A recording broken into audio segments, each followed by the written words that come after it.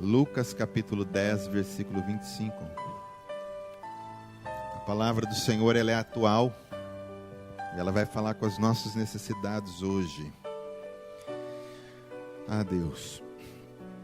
Eis que certo homem, intérprete da lei, se levantou com o intuito de pôr Jesus à prova, disse-lhe: Mestre, que farei para herdar a vida eterna? Então Jesus lhe perguntou: O que está escrito na lei? Como interpretas? A isto ele respondeu: Amarás o Senhor teu Deus de todo o coração, de toda a tua alma, e de todas as tuas forças, de todo o teu entendimento. E amarás o teu próximo como a ti mesmo.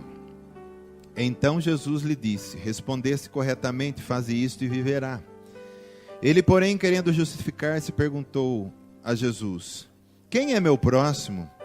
Jesus prosseguiu dizendo: Certo homem descia de Jerusalém para Jericó, e veio a cair em mãos de salteadores, os quais, depois de tudo lhe roubarem e lhe causarem muitos ferimentos, retiraram-se, deixando-o ser morto. Casualmente, descia um sacerdote por aquele mesmo caminho, e vendo-o passou de largo. Semelhantemente, um levita descia por aquele lugar, e vendo também passou de largo. Certo samaritano, que seguia o seu caminho, passou-lhe perto e vendo, compadeceu-se dele. E chegando-se, pensou-lhe os ferimentos, aplicando-lhes óleo e vinho, e colocando-o sobre o seu próprio animal, levou-o para uma hospedaria e tratou dele. No dia seguinte tirou 2 denários e os entregou ao hospedeiro, dizendo: Cuida deste homem, e se alguma coisa gastares a mais, eu te indenizarei quando voltar. Qual desses 3 te parece ter sido próximo do homem que caiu nas mãos dos salteadores? Respondeu-lhe o intérprete da lei: O que usou de misericórdia para com ele. Então lhe disse: Vai e procede tu de igual modo. Amém? Obrigado, papai, por essa palavra que é santa, que ela possa ser o nosso pão vivo nessa manhã, alimentando o nosso espírito, fortalecendo a nossa fé, porque sem fé é impossível agradar a Deus, e aquilo que traz fé ao nosso coração é a tua palavra viva. Levanta os mortos nessa manhã, os adormecidos, acorda, Senhor, através da tua palavra, exorta-nos nessa manhã, abre os olhos da nossa fé, abre os olhos do nosso espírito, ilumina os olhos do nosso coração com a tua palavra, Espírito Santo. Tu que inspirastes essas palavras, que o Senhor venha fazer com que ela seja viva, Espírito Santo, em nosso coração, em nome do Senhor Jesus. Amém. Você pode se assentar, querido.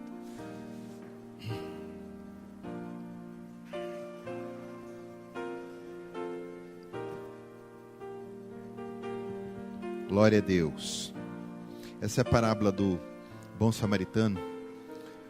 Tanto essa parábola como aquela do filho pródigo são parábolas, querido, que o quanto a gente estudar e o quanto a gente lê, Deus sempre está revelando coisa nova, Deus sempre está trazendo coisa nova. São parábolas, assim, vamos dizer, clássicas. E é tão gostoso ouvir essas parábolas de Jesus, né? Jesus fazia... Sabe, Jesus não ensaiava as parábolas. Ele estava conversando, de repente alguém fazia uma pergunta, o Espírito Santo na hora o inspirava, e ele falava uma parábola. E são parábolas que têm profundidades. E nós vamos ver o que essa palavra vem trazer ao nosso coração nessa manhã. A parábola do bom samaritano. Então, aqui no versículo 30 vai dizer assim: Jesus prosseguiu dizendo que certo homem descia de Jerusalém para Jericó, e veio a cair na mão dos salteadores. Então a estrada de Jerusalém até Jericó era 27 quilômetros. É como daqui mais ou menos em Piracicaba. Só que, só nesse trecho, a cidade descia 1000 metros para baixo. Então era uma cidade bem íngreme. E era muito pedregosa, era uma estrada perigosa, muito pedregosa. E quando vinham os beduínos, os salteadores, era difícil de fugir deles no meio daquelas pedras. Então era uma estrada muito perigosa. Então nós vemos aqui que esse homem, ele estava descendo de Jerusalém para Jericó. E aí o que aconteceu? Jerusalém na realidade tipifica para nós aquele que está na presença de Deus. E Jericó significa o afastamento de Deus. Então o que nós vemos aqui é um homem que está na graça, na presença, porque Jerusalém significa a cidade de paz, uma cidade perfeita, a cidade de Deus, a cidade de Davi, né? Aonde foi construído o templo, aonde Deus estava. Então ela tipifica o lugar onde Deus está, e é o lugar onde nós devemos estar. Amém? Você sabe o lugar onde você deve estar? Onde Deus está. Onde Deus está, nós devemos estar. Mas esse homem tipifica o homem que estava em Jerusalém, mas foi se afastando. Querido, que perigo se afastar de Deus. E a gente, quando começa a esfriar, a gente não percebe que a gente está afastando. Não sei se você já foi alguma vez ao mar, e tem lugares que são perigosos, onde tem correntes escondidas por baixo, e você vai sendo levado e você não percebe. Quando você já está muito longe. Então, é um perigo esse momento do afastamento. E o inimigo, ele não é bobo e não é nada. Ele espera as pessoas ir se afastando de Deus. Porque o inimigo, querido, ele sabe que se você estiver com Deus e ele chegar perto de você, o que acontece com ele? Ele toma fogo, não toma? Toma chumbo. Mas ele deixa, ele vai criando situações de longe, armando para você. E aí você começa a se afastar de Jerusalém. E muitas vezes dizendo, mas não tem nada a ver, eu só vou ali e já volto. Só vou descer ali em Jericó, dar uma espiada em Jericó e já volto. Só que no meio do caminho, querido, aparece o ladrão. Então esse afastamento, ele é muito perigoso. Amém? Ele é muito perigoso. E aí diz assim, os quais depois de tudo lhe roubarem. Olha, ele espera afastar para ele vir fazer aquilo que ele sabe fazer muito bem, que é roubar. Você tem visto isso hoje na vida das pessoas, querido? A falta de paz, falta de paciência, falta de amor, falta de misericórdia. Você sabe por quê? O ladrão, ele está roubando. A palavra que nós conhecemos, João 10:10, o ladrão vem para matar, roubar e destruir. E o que o diabo tem feito na vida das pessoas? Está matando, roubando e destruindo. Mas por quê? Porque elas não estão em Jerusalém. Mas elas querem pegar a estrada de Jericó. Vamos descer lá em Jerica, né? Vamos dar uma passeada em Jerica. Querido, Jericó tem levado muita gente para o inferno. Você sabe que o nome da palavra Jericó, ela significa fragrância, perfume, alguma coisa para esse lado assim. Então você fala, poxa, mas o nome até que é bonito. Só que você já viu aquelas plantas que tem um cheiro que atrai um bichinho que entra lá e ela fecha? Já viram?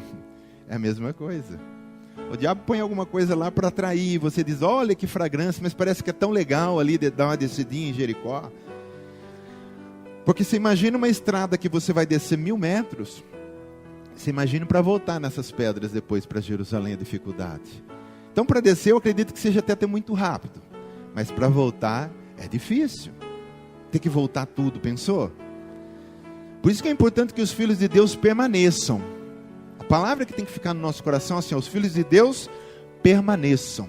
Querido, não queira dar uma descidinha em Jericó. Eu já experimentei disso, talvez você deva ter experimentado essa coisa de dar uma descidinha em Jericó, de dar uma saidinha de Jerusalém. Jerusalém era uma cidade que tinha os muros fortificados, muralhas altíssimas e fortes, era uma cidade bem protegida. E a pessoa só está seguro dentro dos muros de Jerusalém. Então você só estará seguro nos braços do Pai.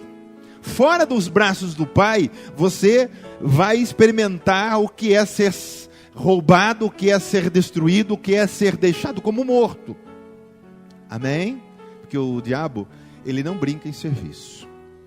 E se é uma coisa que ele faz muito bem, é o seu serviço, que é matar, roubar e destruir. Amém? E aí diz assim, os quais depois de tudo lhe roubarem e lhe causarem muitos, o que causou mais nele? Ferimentos. Perceba, o diabo só não tirou, querido, ele feriu. O que há pessoas hoje que se afastaram de Deus, estão feridas na alma, principalmente na alma, querido. Você sabe que na nossa época, a época que nós vivemos, quem estudar psicologia vai se dar muito bem, porque as pessoas estão muito feridas. Elas precisam ser tratadas na alma. Então o diabo fere em todo quanto é lugar, viu, querido? Não é só a alma, o corpo também. Então pessoas que levam sequelas hoje, por coisas que aconteceram, acidentes que aconteceram na sua vida, porque não estavam no colo do Pai. E estão levando sequelas no corpo, sequelas na alma, traumas na alma. Tem pessoas que, querido, só misericórdia e o óleo do Espírito Santo para passar na alma e curar certas feridas. Que quando você toca um assunto, a pessoa entra em crise, porque a alma dela está ferida. O diabo rouba tudo, deixa no lixo, deixa no chão, deixa no monturo, deixa na sarjeta e fere. O ladrão não poderia só ter roubado, querido? Ele não poderia só ter roubado? Não, ele roubou e aquele homem apanhou muito. Ele estava ali todo ferido. E o diabo tem feito tantas feridas, querido. Mas glória a Deus, porque o óleo do Espírito Santo veio para curar as nossas feridas, amém? Nós somos um povo que, se você quiser, você pode ser liberto, amém? Se você quiser, você pode ser liberto. Jesus nos ofereceu tudo. Jesus não nos toma de volta para que a gente venha tudo meia boca e Ele diz, vamos tentar levar assim até que eu volte. Não, Ele oferece tudo para você. Então, graças a Deus que Jesus pode nos curar. Graças a Deus que Jesus pode nos redimir e nos fazer de novo perfeito, como Ele quer que seja feito. Amém? E lhe causaram muitos ferimentos. Retiraram-se, deixando-o semi-morto. O que é uma pessoa semi-morta? Diz para mim, dá para decifrar aí, vamos ver. O que é uma pessoa semi-morta? Ela não está nem acordada e também não está morta. Ela está no neutro ali, ela está meio morre, não morre. E com certeza, se esse homem não tivesse sido cuidado, ele morreria naquela estrada. Então, o semi-morto é a situação que, infelizmente, não só o mundo, mas a igreja está vivendo hoje. Uma igreja adormecida, uma igreja que não acorda viva para o Deus vivo, uma igreja que não tem fome e sede desse Deus vivo, que está aí nesse caminho, sabe? Indo para Jericó, vindo para a casa de Deus, mas espiritualmente ela está no caminho de Jericó. E aí o inimigo tem deixado nesse estado adormecido, meio morto. A Bíblia é bem clara, ou é sim, ou é não, ou é luz, ou é trevas, ou é quente, ou é frio, porque o morno Jesus vomita. Então você vê que nunca tem meio termo, ou é céu ou é inferno. Então a pessoa que está no estado semi-morto é onde o diabo quer deixar ela, nem para lá e nem para cá. Vamos deixar ele adormecido. A Bíblia diz que o Deus desse século cegou o entendimento das pessoas para que não vejam a glória e o poder do Evangelho do Senhor. Então nós precisamos acordar desse estado de dormência. Jesus vem nas nuvens buscar, o Deus da vida vem buscar um povo vivo aqui na terra, amém? Eu não consigo ver Jesus levando gente para cima que está morta, gente que não quer nada, gente que quer ficar ali. Está vendo que o diabo já roubou, está vendo que o diabo adormeceu, está vendo que o diabo está acabando com tudo, mas insiste em ficar no caminho de Jericó. Eu não consigo ver Jesus pegando essas pessoas dizendo, vem comigo para cima, meu morto. Mas Jesus quer pessoas, querido, que sabe que é imperfeito, que sabe que tem defeito, e é bom a gente saber disso, tá? Que nós somos pó, que nós somos erva, que nós vamos passar, que nós não somos nada em nós mesmos. Isso é importante e nós sabemos.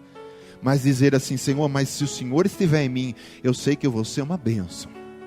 Eu sei que eu vou ser uma bênção. Se o teu Espírito continuar trabalhando na minha vida pela tua misericórdia e a tua graça, eu sei que eu vou ser uma bênção. E o Senhor vai me trazer de volta para Jerusalém. O Senhor vai me livrar desse lugar. Amém? E o que faz uma pessoa continuar nesse estado de semi-morto é a prática do pecado. O crente em Cristo Jesus peca, sim ou não? Sim. Mas nós temos a prática do pecado? Não. A gente pode de vez em quando se irritar, de vez em quando perder a paciência, de vez em quando fazer um negócio errado e você diz, puxa, o que eu fiz? Isso é muito bom quando a gente diz, puxa, o que eu fiz? É porque sinalizou aqui, ainda você está vivo. Você diz, olha, eu tenho que consertar isso, e você vai lá e conserta.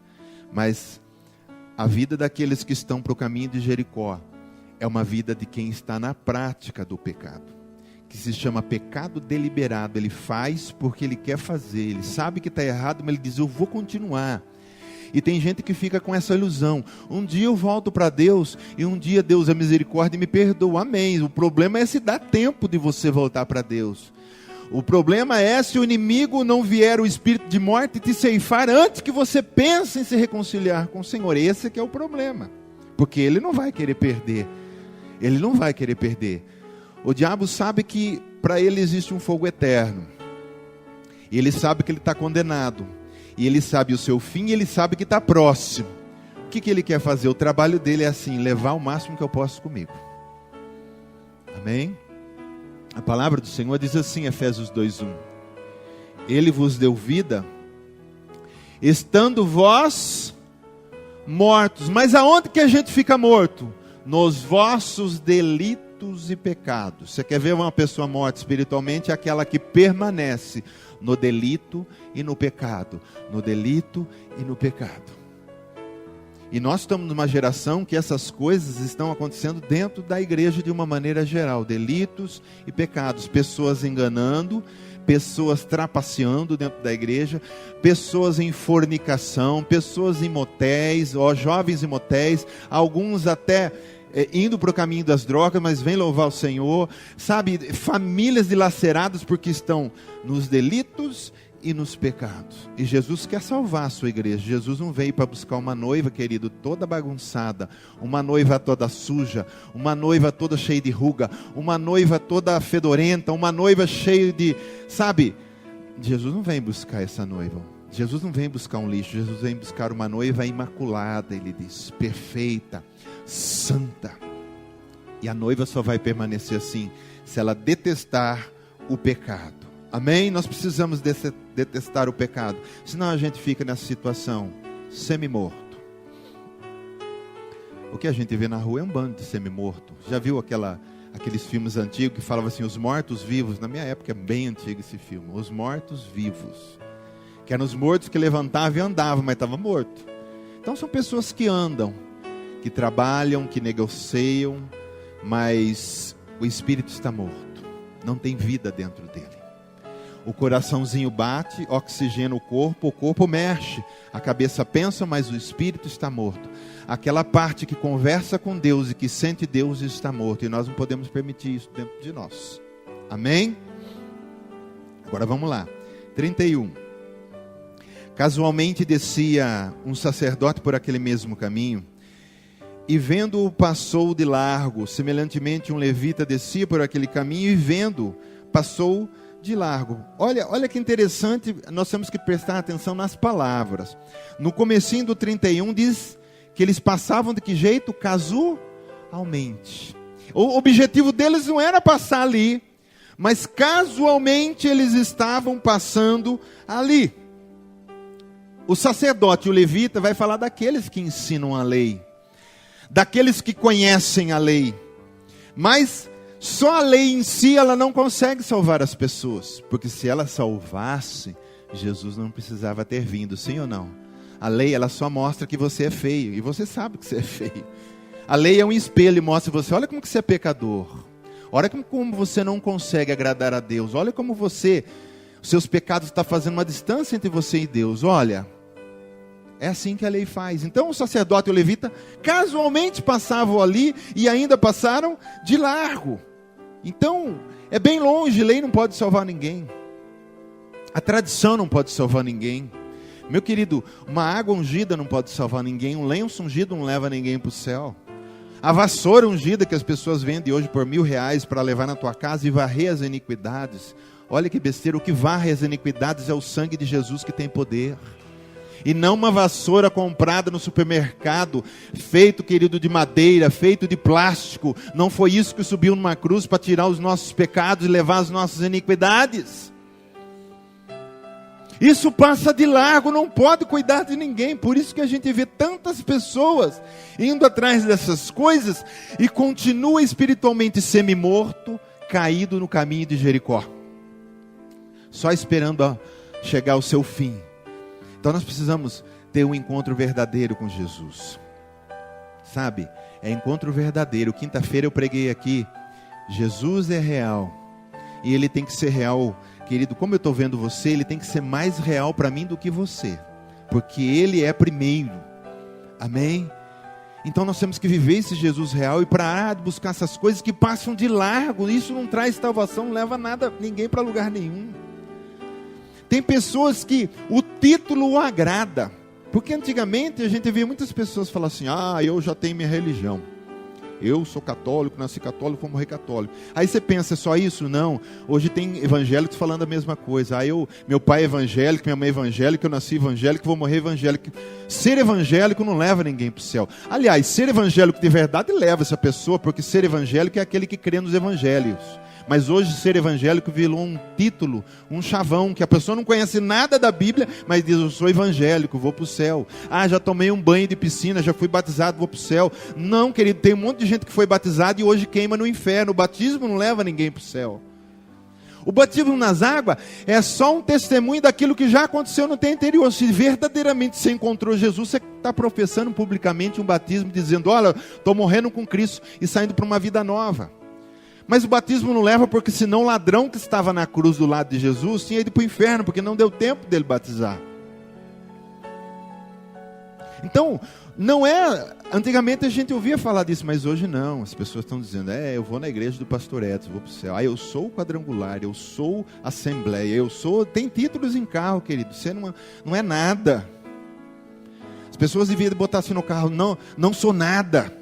Jesus é tudo, é isso que tem aqui. Sou quadrangular, sou assembleia, sou... Não tem, isso não leva ninguém para o céu, querido. Esses títulos. Jesus não vem salvar títulos.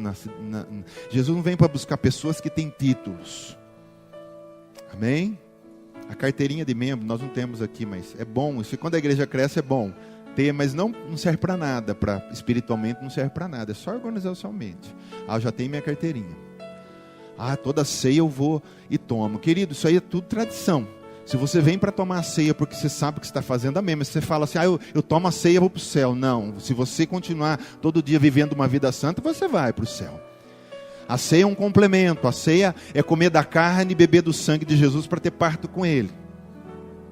Então, essas coisas que falam aqui do sacerdote ou levita, que tinham muitas tradições e muitos rituais, só fala assim, casualmente passou de largo. O que você entende de passar de largo? Querido, o cara estava morto ali, os caras passou bem longe. E eles não sentiram no coração nenhuma comoção. Numa estrada abandonada, porque se tivesse um lugar movimentado, você poderia dizer: eu não socorro, mas outro socorre. Seria um covarde, mas outro socorreria. Mas aquele homem estava dependendo de uma figura que passasse ali, e eles estavam passando, casualmente viram e disseram: deixa para lá. Acho que até pensaram assim: se não morreu, vai morrer. Talvez esteja até morto. A única coisa que nos salva, querido, é Cristo. 33. Certo samaritano. Eu gosto dessa parte aqui. Certo samaritano que seguia o seu caminho, passou-lhe perto e vendo, compadeceu-se dele. Certo samaritano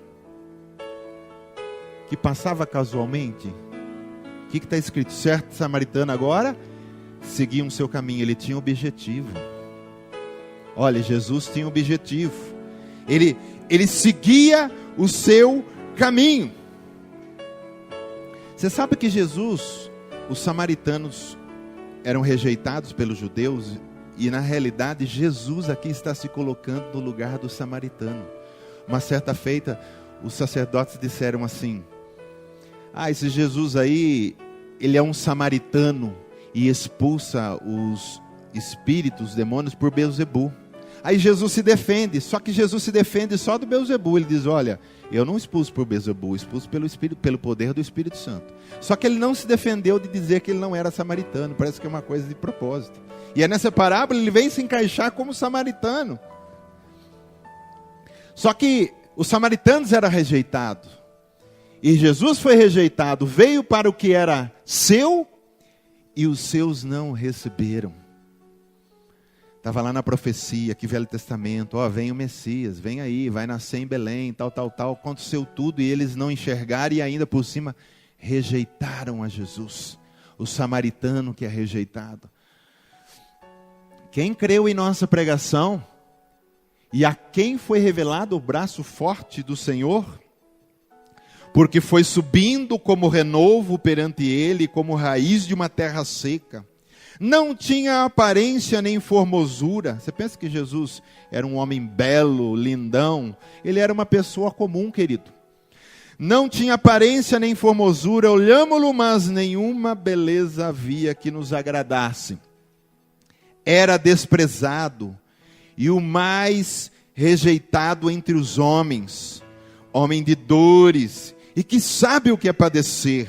E como um de quem os homens esconde o rosto, era desprezado, e dele não fizemos caso. O samaritano rejeitado. Aquele que veio ali, não casualmente, mas veio com uma missão. A missão de ajudar. E aquele que veio para ajudar e salvar a pobre criatura que estava semi-morto no caminho indo para Jericó, foi rejeitado pelos seus. E ainda hoje é rejeitado. Jesus foi expulso do Éden pelo pecado de Adão. Jesus foi expulso do povo judeu pela cruz, pela crucificação. E hoje Jesus continua sendo expulso da sua própria igreja pelo mundanismo que entrou nela. Então Jesus continua sendo rejeitado, viu, querido? E continua sendo expulso. Glória a Deus. Nós não somos esse povo, amém?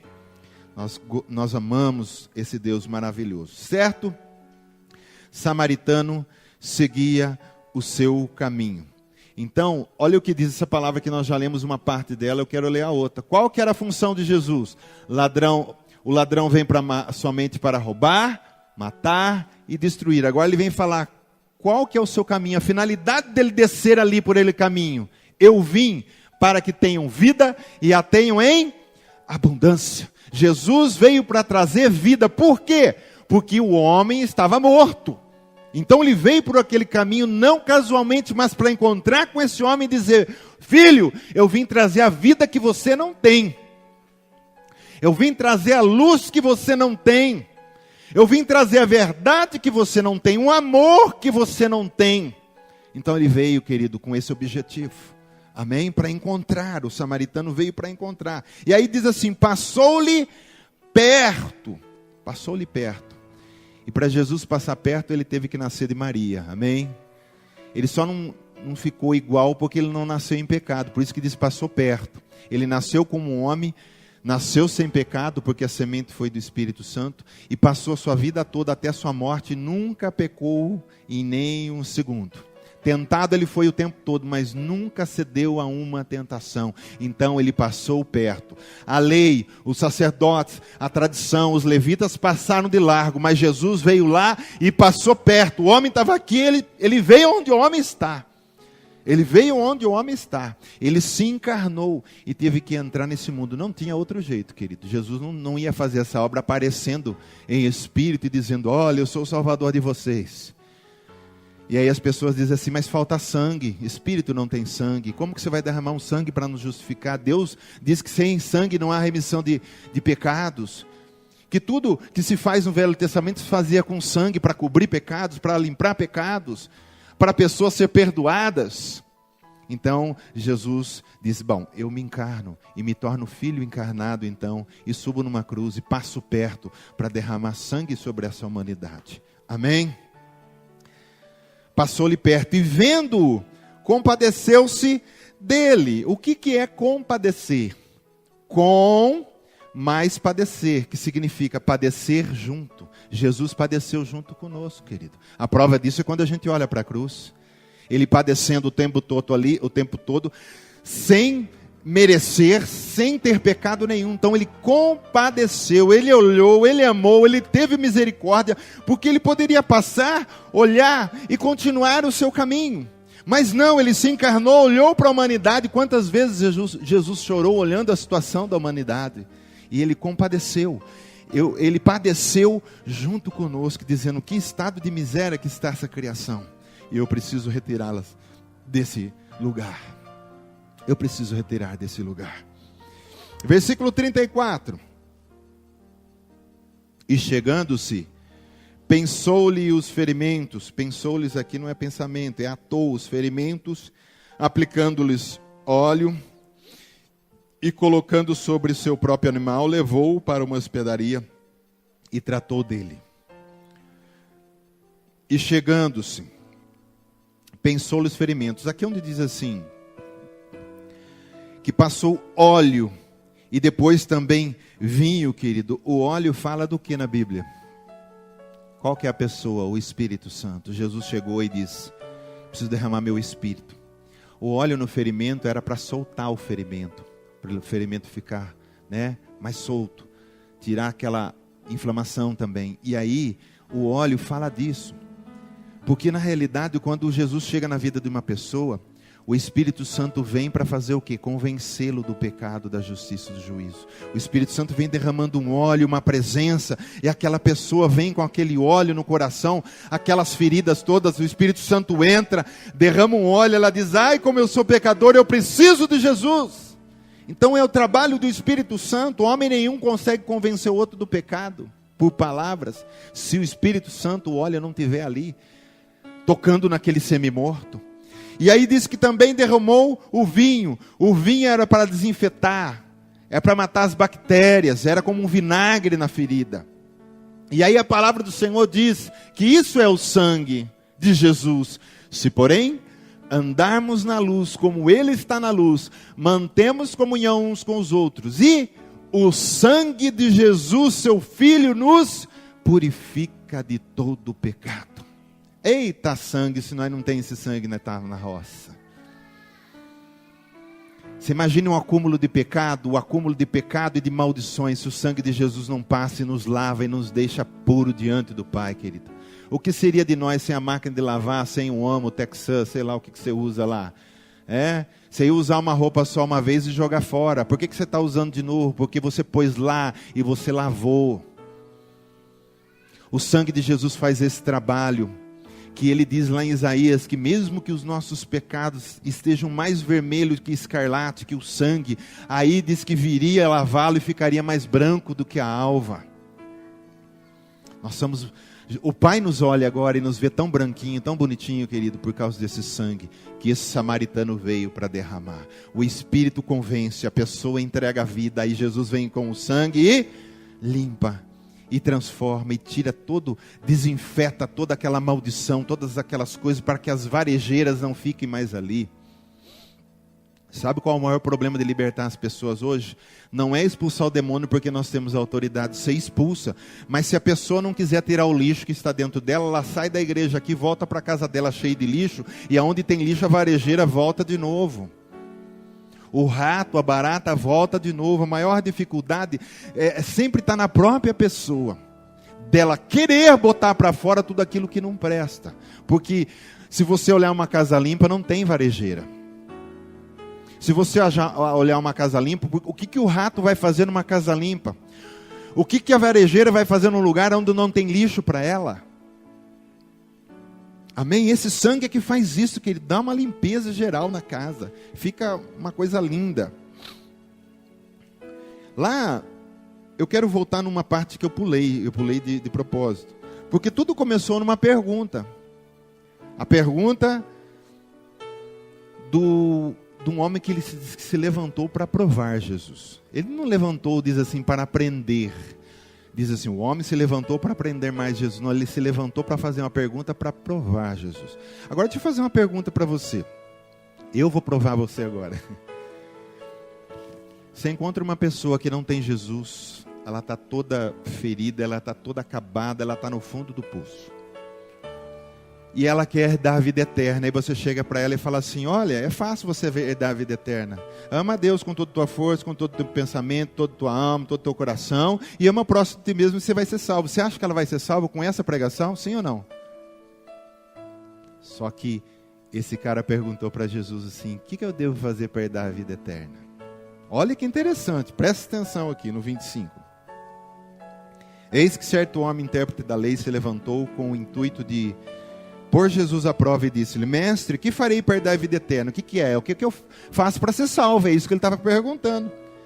Então Jesus lhe perguntou, o que está escrito na lei? Como interpreta? Jesus jogou a mão na mão dele. Se vira aí, como é que está escrito na lei? Como que você interpreta?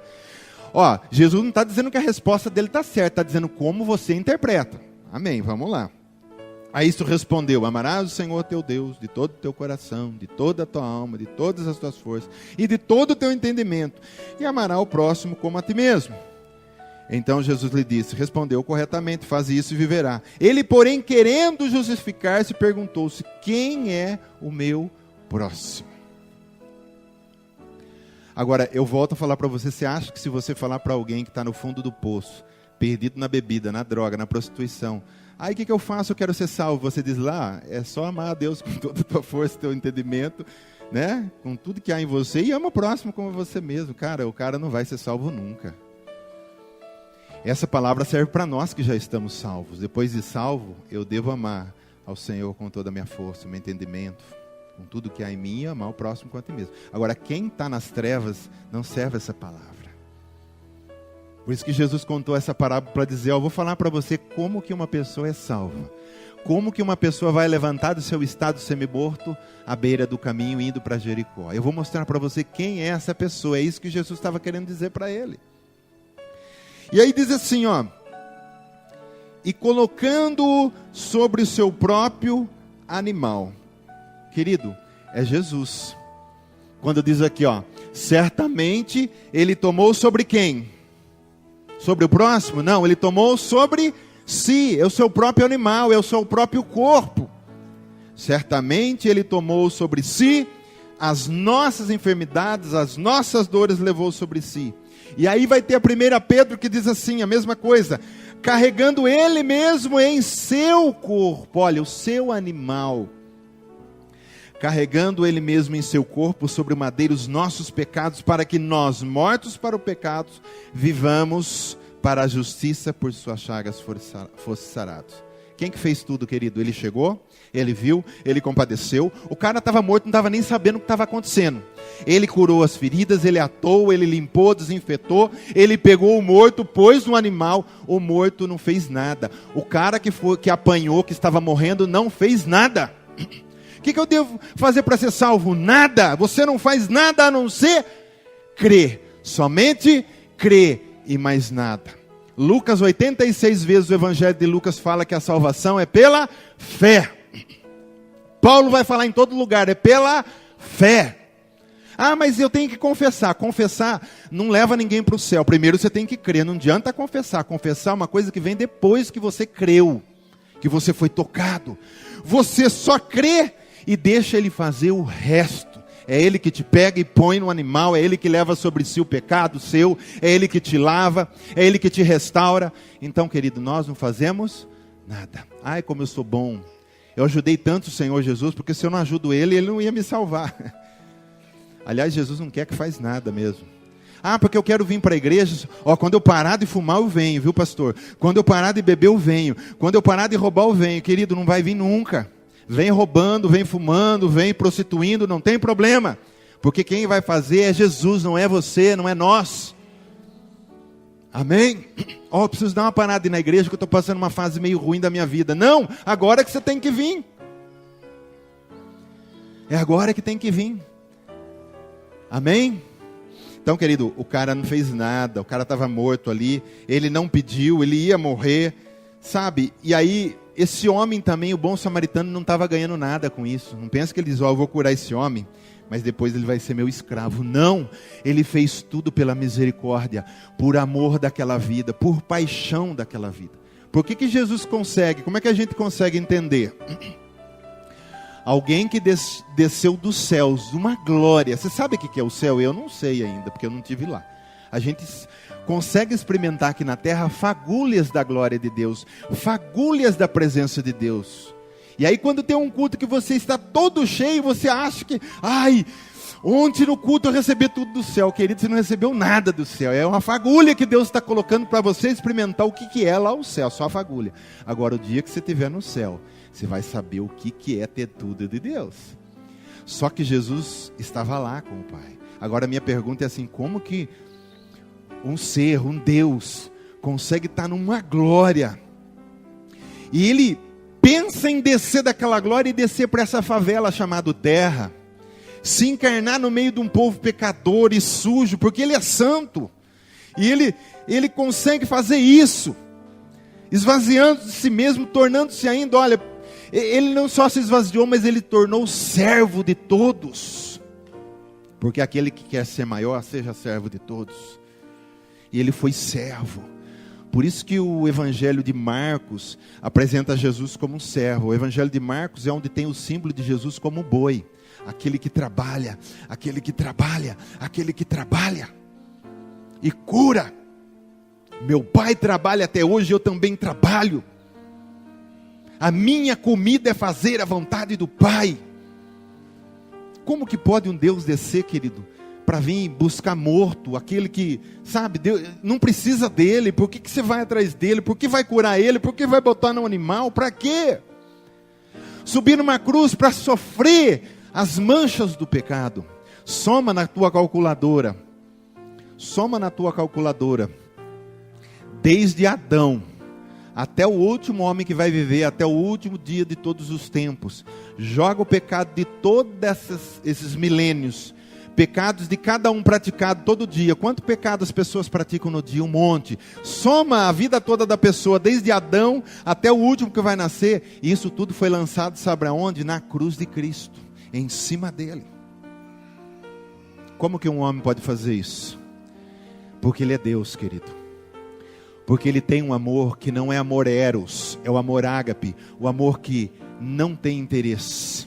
Ele simplesmente amou. O Pai diz assim, amou o mundo de tal maneira. Porque ele amou, ele não teve interesse, ele deu o Filho. Para que todo aquele que crê no Filho não pereça, mas tenha vida eterna. Tudo começa no amor. Fé, esperança e amor. Nós precisamos dessas três coisas para viver na terra. Mas quando nós estivermos no céu, vai precisar de fé? Não, porque você está no céu, está vendo Deus face a face. Vai precisar de esperança? Não, porque aquilo que você esperava já aconteceu. Mas o amor não passa. O amor vai ficar para sempre. Esse é o princípio porque Jesus veio à terra. Por que Jesus veio nos buscar? Olha, aí tem a parte que diz assim: levou-o para uma hospedaria e tratou dele, levou para a hospedaria, tirou da zona de perigo. Rapaz, aqui não é lugar para você ficar. Eu estou tratando de você, mas estou levando você para um lugar. Eu mesmo vou levar no meu próprio animal. Vou tirar você da zona de perigo. Querido, nós estávamos nas trevas. Nós estávamos atados no inferno. Nós estávamos agarrados com o diabo. Mas Jesus disse assim, opa, aí não é o lugar de você. Eu vou cortar essas correntes e vou trazer você para o meu reino. A Bíblia diz em Colossenses que ele tirou-nos do império das trevas e nos transportou, transporte. Nos transportou, isso é espiritual, viu? Espiritualmente estávamos no inferno já, no espírito. Ele tirou a gente de lá e levou para o reino do Filho do seu amor, onde há luz. Aonde há luz. Ele fez esse transporte, tirou da zona do perigo. Por isso que levou para a hospedaria. E o que é hospedaria aqui, querido? Hospedaria é a igreja reunida. A hospedaria é o lugar onde o povo... Jesus disse assim, olha, eu vou inaugurar uma igreja. Eu toco em você, eu curo você, eu deixo você uma bênção, levo no meu animal, limpo você, mas você precisa estar num lugar. Para lá você ser cuidado por aqueles que eu coloquei. Então, isso é a igreja. E hoje nós vemos, infelizmente, essa moda dos desigrejados. Eu não preciso ir na igreja porque eu sou a igreja. Ô querido, nós não somos a igreja. Eu sou o templo de Deus, a igreja é o corpo. E aí, se você não está no corpo, não adianta o dedinho falar, eu não sou o corpo, eu sou o dedinho e vou ficar lá. Não, você para ser corpo, você tem que estar no corpo. Mesmo que o teu nome seja dedinho, mas você tem que estar num corpo sendo suprido pelo sangue do corpo.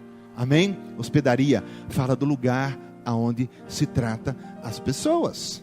Amém? As pessoas dizem, não precisa de igreja. E ficam discutindo, querido. Se a igreja era nas casas, ou se a igreja era num templo. Ai, que diferença, fala para mim, que diferença faz a gente estar aqui ou estar num quintal de uma casa? Tem alguma diferença? E as pessoas ficam discutindo, fica coando mosca, engolindo um camelo. Não é pedra a mesma coisa? Agora, se começa um culto familiar com 5 pessoas, vai para 10, vai para 20, daqui a pouco está com 50, não cabe mais na sua casa, você vai falar, a partir de hoje não vem mais ninguém porque eu tenho que fazer culto em casa. Não, você tem que procurar um salão. 120 pessoas cabem numa casa? Não cabe. O cenáculo começou com quantas pessoas? Pentecostes com 120. Você acha que ele estava dentro de uma casa? O Espírito Santo não tem nada contra um salão. Ele desceu a primeira vez, foi num salão. Cenáculo é o nome que fala. E as pessoas ficam preocupando com isso, querido. Hospedaria fala da igreja mesmo, tá? E igreja é lugar de tratar pessoas feridas. Tem pastores hoje de igreja que tem uma ideia assim: é como se tivesse um filtro lá na porta que só entra gente boa, viu? É o pai que quer só os filhos bonitos, filho feio a gente não quer, então dá uma olhada, não, esse aí tá meio feinho. Não, vai procurar outra igreja, querido, aqui é só para quem é santo. Aí fica aquela bate-caverna, naquele lugar bate-secreto, e ali só entra os bate-santos. Aí entra o fedorento, entra o fedido. Eu não estou falando isso fisicamente, estou falando espiritualmente. Entre aquele todo endemoniado, entre aquele todo estragado, e a gente já vai querendo empurrar e dizer, aqui nessa matilha não, aqui é só coisa boa. Querido, igreja é para gente estragada. Talvez você hoje não seja mais um estragado, já está muito bonitinho. Mas se você já é bonitinho, então faça o papel de enfermeiro. Agora você vai ajudar o médico a cuidar dos estragadinhos que vem chegando. Amém? Então eu hospedaria, Jesus disse, vocês precisam. Eu tiro você dessa estrada, tiro da zona de perigo, coloco no meu animal, está tudo bonitinho, o Espírito Santo te tocou, você já foi lavado, mas você precisa ainda ser discipulado, aprender da minha palavra, é na igreja que eu vou te colocar numa vocação, para você fazer uma obra ou lá fora, ou dentro. Então, vai para a igreja, agora daqui para frente, é com a igreja, é com o anjo da igreja, é com o lugar onde eu vou te colocar. Amém? Hospedaria. É que ele colocou hospedaria, porque ele estava num outro sentido aqui, mas nós poderíamos colocar aqui hospital. Amém? Então é na igreja que o Senhor edifica e transforma, querido, todo caído.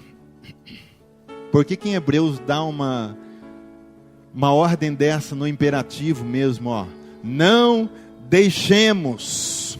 Ele não está dando opção, ele está dizendo não deixemos de congregar-nos, como é costume de alguns. Você pensa que é de hoje? Antigamente as pessoas começavam a ir, depois não iam mais, ficavam um tempo sem ir. E diz assim ainda: antes façamos admoestações, e tanto mais que vede que o dia se aproxima. Admoestar as pessoas que estão afastadas. O dia está se aproximando, toma cuidado, Jesus pode voltar, você vai ficar, vamos estar junto, no corpo. Não tem como um galho sobreviver fora do caule, ele tem que estar ali. O corpo é suprido, é nutrido pelo Espírito, pela graça, pelo mover, pelo sangue de Cristo, é no corpo. Não vou dizer que você tem que estar todo santo dia na igreja, mas se você puder, amém. Aí vai da disponibilidade de cada um, mas nunca deixar de congregar, porque Salmo 133 é bem claro: como é bom e agradável viverem unidos os irmãos. Para Deus é bom e agradável. Você pode ficar sossegado que Deus não acha ruim isso, não. A gente está sempre junto. Como é bom e agradável viverem unidos os irmãos. Ali o Senhor ordena o quê? A bênção. O Senhor ordena a bênção onde tem um grupo congregando e junto. É ali que o Senhor derrama a bênção, a chuva, a graça, a libertação, portas abertas, quando os irmãos estão unidos. Hospedaria. Jesus não esqueceu desse detalhe. Aí vamos continuar para a gente encerrar aqui. No dia seguinte, ele dormiu aquela noite na hospedaria com um rapaz, levou ele lá. E aí no dia seguinte, porque Jesus precisava voltar ao céu, não precisava? Está lá em Atos, né? Ele apareceu desde a sua ressurreição, ele apareceu mais, depois passou 10 dias, mais 40 dias, até chegar à festa do Pentecostes, ele ficou aparecendo para as pessoas. Aí chegou uma hora que 500 pessoas estavam ali no monte e ele foi assunto ao céu. E os anjos, 2 varões apareceram e disseram assim: varões, por que vocês estão olhando para o céu? Esse mesmo Jesus que subiu vai voltar. Então é essa coisa, ele ficou a noite na hospedaria, no outro dia ele foi embora. Mas ele foi embora e deixou 2 denários, é o que vai falar aqui. No dia seguinte tirou 2 denários e os entregou ao hospedeiro, dizendo: cuida deste homem, e se alguma coisa gastares a mais, eu indenizarei quando voltar. Então ele diz para o hospedeiro, são pessoas que cuidam, pode ser pastor, pode ter um outro nome, pode ser um líder, pode ser não sei, mas é alguém que vai cuidar. está aí para você cuidar. A obra que eu tenho que fazer, só eu posso derramar o óleo, só eu posso derramar o sangue, mas agora está aí para você cuidar. Então eu vou deixar 2 denários com você. Estou deixando capacitação. Isso aqui pode chamar tanta coisa, 2 denários, né? Porque os denários eram feitos de pratas. E prata na Bíblia fala de redenção. É como se Jesus estivesse deixando, eu estou deixando a minha redenção na igreja. Isso vai cuidar das pessoas, elas vão ser redimidas. 2 denários, muitas pessoas podem falar assim, que pode ser a palavra e o Espírito Santo que está dentro da igreja. Pode ser um monte de coisa, querido. Pode ser dons. Aí nós podemos colocar o que nós quisermos aqui, porque é revelação. Mas são capacitação que Deus deixou, que Jesus deixou. Eu deixo com vocês, mas deixo minha palavra, deixo meu espírito, deixo dons, deixo a minha direção para vocês cuidar. Vocês vão saber cuidar, porque o Espírito que vai estar em vocês vai direcionar como cuidar dessas vidas. Amém? Porque, querido, a gente não sabe também cuidar de ninguém, viu? A gente pode aprender a palavra. Paulo sabia muita palavra, e é bom saber.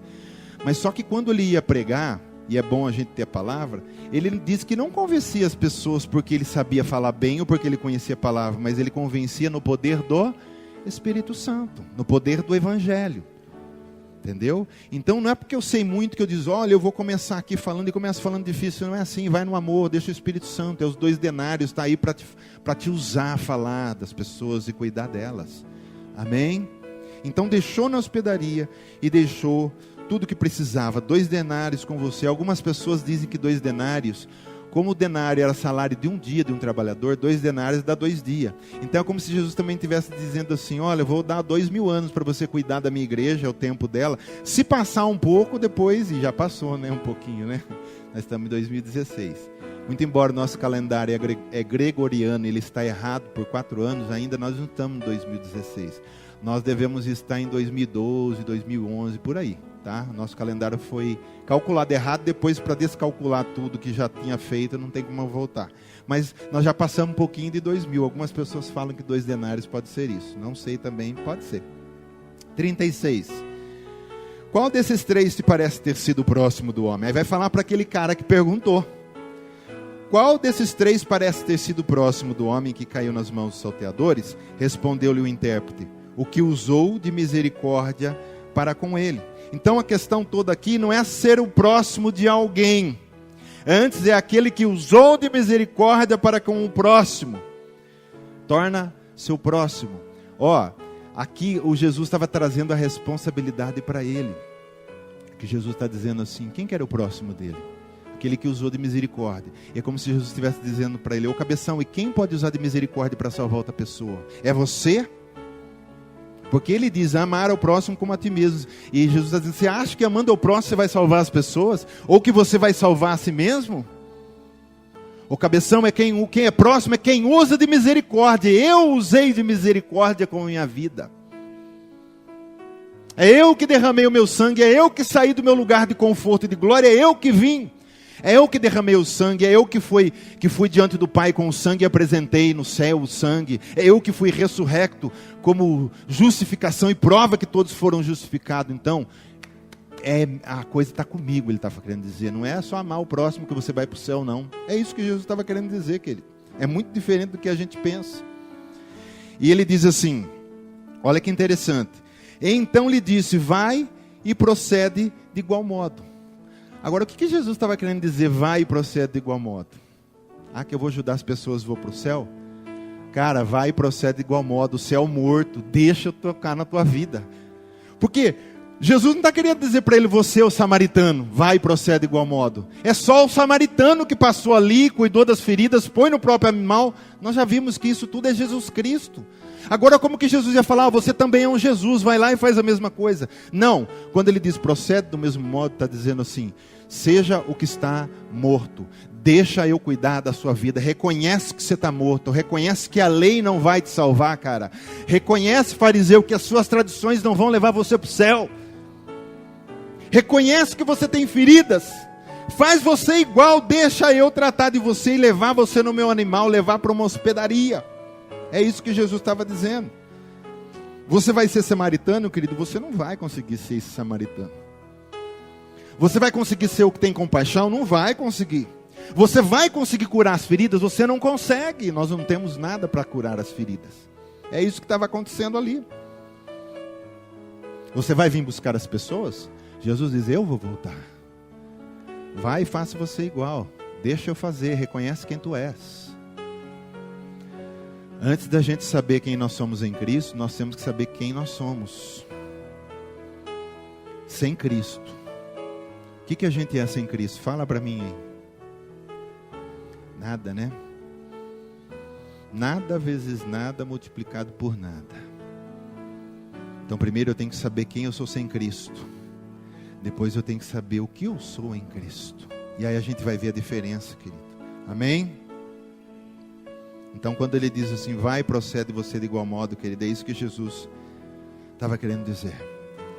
Assume que você é um morto. Assume. Querido, hoje tem uma linha de pensamento aí, principalmente dos motivadores emocionais, motivadores psicológicos. Eles não aceitam que isso que eu estou falando aqui, às vezes pastores não aceitam. Nós não somos nada, nós somos um lixo. Mas eu não estou dizendo isso que você é quando a gente para pensar o que eu sou sem Deus. Presta atenção, não pode falar isso, nós temos que motivar. E aí tem aquela linha que sempre fala assim, não cara, você é tudo, você é forte. Mas não fala em Jesus Cristo, fala que você é. Entendeu? Tudo eu sou em Cristo. Se você pegar na Bíblia, o Novo Testamento, principalmente as cartas, se você digitar num programa de pesquisa por meio, através de, você vai ver que vai aparecer um monte de versículo com Jesus, por meio de Jesus, através de Jesus. Paulo sempre que falava uma bênção, você foi justificado pelo sangue por meio de Jesus, através de Jesus, o Espírito Santo veio através de Jesus, tudo por meio dele. Agora sem ele, eu sou um lixo. E continuo hoje dependendo da misericórdia dele. Ele está em mim, mas eu continuo ainda sendo uma criatura totalmente dependente. A Bíblia não diz que você chega num nível, quando você é cristão, que dali para frente Jesus fala assim para você, olha, agora você é o cara, pode ir, você não precisa mais de mim. E até o contrário, as pessoas não aceitam também isso que eu vou falar para você. Quanto mais perto de Jesus eu chego, quanto mais santo eu me torno, mais o que eu vejo em mim? Que eu sou sujo. Quanto mais perto da luz eu chego, mais sujo eu vejo que eu sou. Senhor, misericórdia. Quanto mais eu conheço, eu já achava que conhecia alguma coisa. Eu começo a me aprofundar e diz, eu não conheço nada não, tem muita coisa. Aí você conhece mais um pouquinho e se falar, agora eu conheci. Se falar, eu não conheço nada, porque quanto mais você conhece, mais você vê que você não conhece. E é bom isso, querido. Isso é dependência total de Jesus Cristo. Dependência total de Jesus. Se é bonitinho hoje, nós somos bonitinhos, tá? Bonitinhos, tratadinhos, lavadinhos, cheirosinhos, branquinhos. É gostoso a gente ficar perto de cristão, não é? De crente, não é? É o bom perfume de Cristo, mas tudo isso porque Ele derramou em você. Tudo bonitinho e cheirosinho. Mas sem Ele, querido, a gente não vai para lugar nenhum. Quantos homens e mulheres de Deus já caíram porque cresceram na casa de Deus, foram tratados, depois entrou o orgulho. E quando entrou o orgulho, dizendo, como eu sei da palavra, como eu sou cheio do poder, quantas pessoas eu já tenho curado. Aí o diabo vem e derruba. Que nós nunca cheguemos nesse ponto. Que as palavras de João Batista se tornem eternas no nosso coração. Convém que ele cresça e que eu diminua. Porque quanto menos de mim tiver, mais dele haverá. Amém? Quanto menos de mim tiver, mais dele haverá. Outro dia eu li uma frase do copo, como é que era lá? Tem pessoas que vêm para o culto e dizem assim, hoje eu não recebi nada. Uma coisa assim. Falei, como que você vai receber nada se você veio com o copo cheio? Você já está cheio, querido. Então tem que se esvaziar para receber do Senhor. É alguma coisa assim. Então, vamos ficar com essa palavra no coração. O bom samaritano já fez a obra por nós. E quando ele diz, vai e faça de igual modo, é para você entrar no lugar do morto. É claro que isso serve para o evangelismo. Eu posso adaptar essa palavra para dar um estudo sobre evangelismo. Claro que sim, que a gente também vai buscar os perdidos e levar para a casa de Deus e tal. Mas aqui o foco não está falando disso, a gente pode adaptar, está falando de Jesus Cristo, bom samaritano. E também não é de você dizer assim para as pessoas, olha, você precisa ser salvo, ama a Deus com toda a tua força e o próximo com a ti mesmo. Não é isso que está querendo dizer ali. Amém? Isso é para nós que já fomos salvos. Para as pessoas você vai ter que falar, rapaz, eu tenho uma notícia para dar para você. Existe um homem que pode tirar você dessa situação. Ele é o bom samaritano. Ele veio aqui, ele está do teu lado, o nome dele é Jesus Cristo. Ah, mas o que eu tenho que fazer? Um curso, alguma coisa, amar o próximo? Não, você só tem que fazer uma coisa agora. Você crê que ele pode se tornar o seu único salvador e suficiente, tirar você dessas trevas? Creio. Você crê que ele ressuscitou dentre os mortos? Creio. Você quer dar sua vida para ele? Está salvo. Se isso foi de coração, no céu já há festas, anjos pulam e gritam ao redor do trono por mais uma alma que foi salva. O resto é levar para a hospedaria, discipular, e a noiva vai ficando uma beleza. Amém?